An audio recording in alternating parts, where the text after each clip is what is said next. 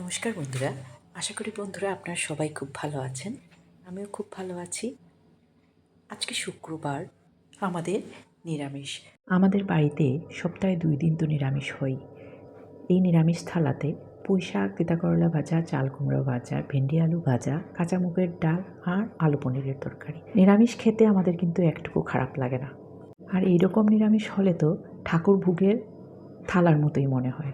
আজকে পুঁই শাকটা কীভাবে করেছি এটাই আপনাদেরকে দেখাচ্ছি। পুঁই শাককে খুব ভালো করে ধুয়ে কেটে নিয়েছি ছোটো ছোটো করে, আর কড়াইতে সর্ষের তেলের মধ্যে 5 ফোড়ন সম্বাসে দিয়ে দিচ্ছি।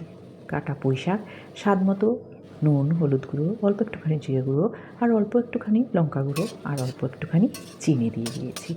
খুব ভালো করে নেড়ে চেড়ে ঢাকা দিয়ে দিলাম। তার মধ্যে সেদ্ধ আলু একটা ভেঙে দিয়ে দিলাম। একটু নেড়ে চেড়ে সেদ্ধ করে রাখা কাবুলি চানা দিয়ে দিয়েছি।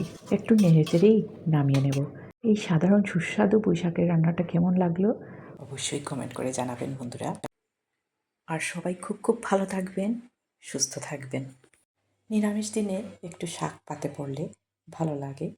পুঁই শাক তো নানাভাবেই আপনারা খেয়েছেন, এইভাবে অবশ্যই একবার করে দেখবেন। পরের ভিডিওতে আরও কিছু গল্প নিয়ে আপনাদের সাথে দেখা হবে।